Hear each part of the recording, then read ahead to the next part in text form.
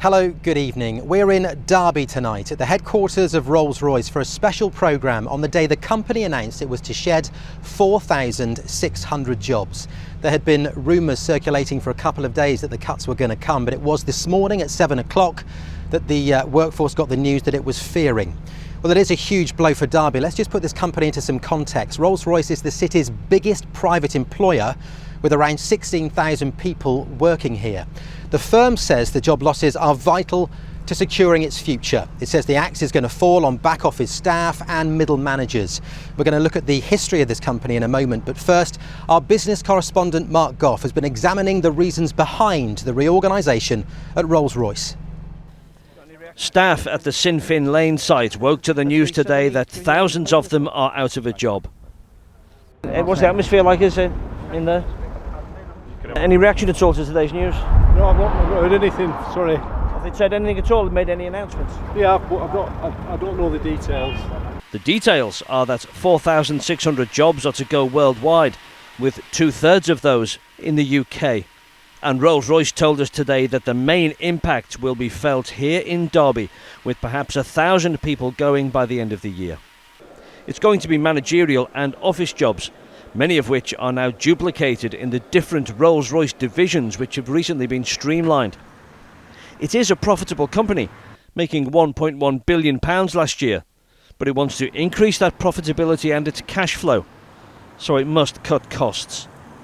The company says it's grown its market share, and big investment has put it in a commanding position in the jet engine market.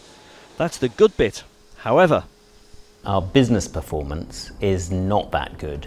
Out of the £15 billion that we have of revenue, approximately, only about 2% converts to cash. And we need that cash to invest in future technologies to build our position for the future.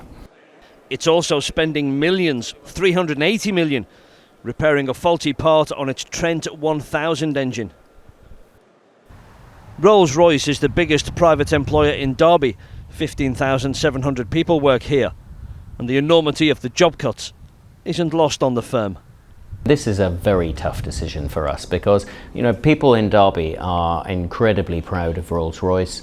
Many of them have worked for Rolls-Royce for a long time. Their parents, even their grandparents, have worked for Rolls-Royce, and we are acutely aware of the strong link between Rolls-Royce and Derby. I think one of the most important comments that was made today by the Chief Executive was that Rolls-Royce will be judged, and its employees will judge Rolls-Royce about the way that they actually handle this process. And if people have to leave the business, they have to leave in a good way. One industry analyst told ITV News today that tough though these cuts are, they'll help secure the long-term future of Rolls-Royce in Derby. Well, Mark Goff with that report. Rolls-Royce is, of course, a global brand, but as we heard in Mark's report, it is that link with Derby that is so important. It's synonymous with the city, and it has been for more than a century. Rolls-Royce was formed in 1906. It enjoyed huge success with its cars, and as the firm grew, it needed to find new facilities.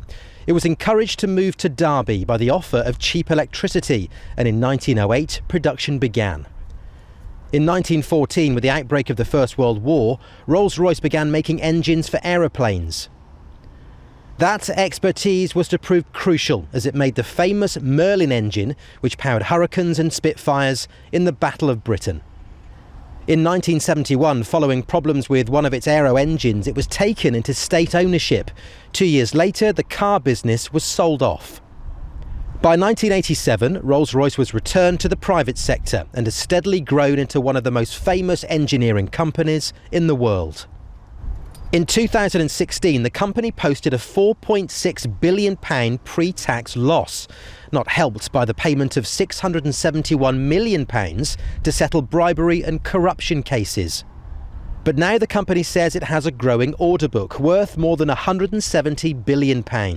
It says today's job cuts will help protect its future success. Well, the decision to make thousands of job cuts has been welcomed by the city. The company saw its share price actually rise steeply today. But in Parliament, it's come under fire. Let's cross now to our political correspondent, Alison Mackenzie, who's live for us in Westminster. I mean, Alison, MPs can huff and puff about this all they like, but I guess ultimately there's very little they can do about it, isn't there? In a way, yes, they can raise concern, they can raise urgent questions. The government minister keen to say that £150 million has been invested in Rolls Royce since 2015. But on her feet this morning was Margaret Beckett, the Derby South MP. Let's hear a little of the exchange between her and the business secretary. These are the kind of jobs, this is the kind of industry that we want for the future because of its export potential and because of its potential across the world.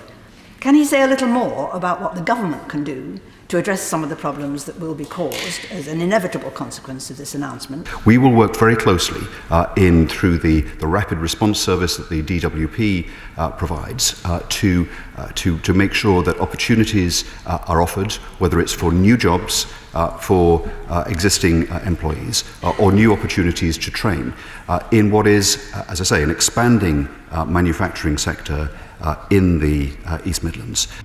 So the government talking up options for the future to deal with this issue.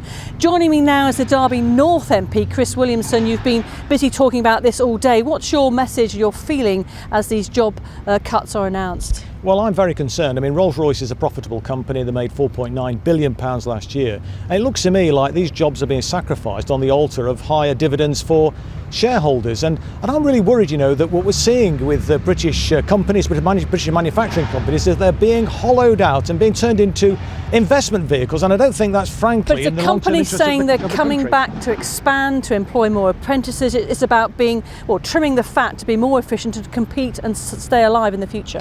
Well, as I understand it, I read a report in the Financial Times, there are around 2,000 managers working for Rolls Royce and they're looking to shake out 4,600 jobs. So that will mean that there'll be 2,600 other workers who will be losing employment. And of course, the other important thing to bear in mind is taking this amount of spend out of the local economy in Derby is bound to have a long-term impact on other businesses in the city. So it won't just be the people at Rolls Royce that will be losing the jobs, it'll be potentially others in the supply chain and indeed the sort of local shops and other businesses who rely on workers to spend their money there. Chris Williamson, thank you for that. I will now hand you back to Matt in Derby.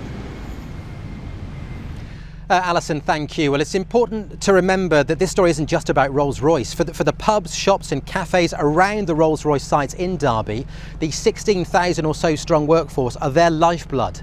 Our reporter Michael Sibbett has been to see one shop owner who says today's cuts could have a big impact on her business. It's almost impossible to live in this part of the world and not have some connection to Rolls Royce.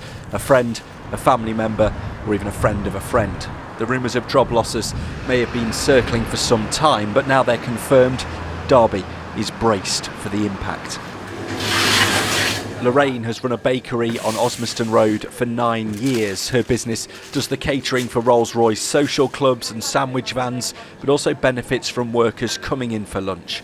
She says that is often worth as much as £100 a day. She tells me the cuts could have a significant impact on her business. It would certainly have quite a large impact on us. It wouldn't completely ruin us, but it would have a severe impact on our daily takings. Today when the weather's good, obviously when it's raining they don't come out to the offices. It can be £100 a day.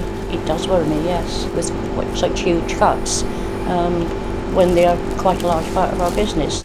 Online, a sense of sadness more than shock. One worker wrote on social media, "I've worked there for 39 years next month.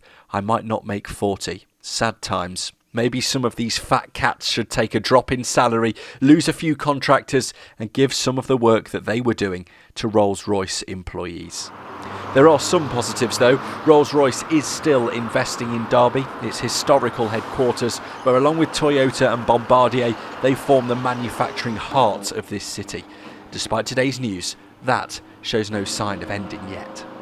I don't think we've seen or heard anything today that would give us concerns about Rolls Royce and Derby. What we're seeing is an organisation taking steps to remain competitive, to make sure it can keep winning business and keep delivering for Derby and the wider East Midlands. The government has said it will help with new jobs and training opportunities, and Rolls Royce itself will continue to hire engineers. But the numbers involved here are big, and the ramifications will be felt across the city. Michael Sibbert, ITV News, Derby. Michael reporting there on the potential impact of businesses across Derby. But Derby isn't the only place where today's news has been greeted with, well, a certain degree of shock. The company has a huge presence here, of course, as we've mentioned, but also employs people in its civil aerospace business at sites in Hucknall and Annesley, not too far away in Nottinghamshire. Our reporter Rajiv Popat is live for us tonight in Hucknall. Rajiv, what's the mood where you are this evening? Well, Matt, very sombre indeed. Rolls Royce is one of the biggest employers here. Around 2,000 people work across both sites, at Hucknall just behind me and at Annesley a couple of miles away. Almost everyone knows someone who works for the company. Last year, Rolls Royce spent tens of millions of pounds in both areas. Earlier, I spoke to the leader of Ashfield District Council. He told me this will have a huge effect on the community, and he's shocked by the announcement. They're moving some of their manufacturing and sound testing to Texas, so that they work with us as a council to use some of their land for housing. So Hucknall residents will see huge housing swathes being built as part of their site, on the basis that they would invest in jobs and infrastructure to keep manufacturing in Hucknall. They've done that, so this is a huge blow to us. It's just come out as a curveball. The District Council say they're now working with the Job Centre's rapid response team to see how they can help those affected. They say supporting the workers is their priority. Rajiv in Hucknall, thank you very much indeed. Just to point you in the direction of our weather forecast this evening for the East Midlands, which follows our programme next. And there'll be more on the job losses on the national news, which is of course coming up as well. That's about it from us this evening on this special programme from Rolls Royce's headquarters in Derby on the day that the company announced it was cutting more than 4,500 jobs. Not far from where I'm standing is a statue of one of the men who set up this company, Sir Henry Royce. Well, the firm says today's news is securing his legacy, but that will be a very difficult news to take for the 4,600 people who'll be hearing this news tonight. That's it from Derby for now. Thanks for watching. Good night.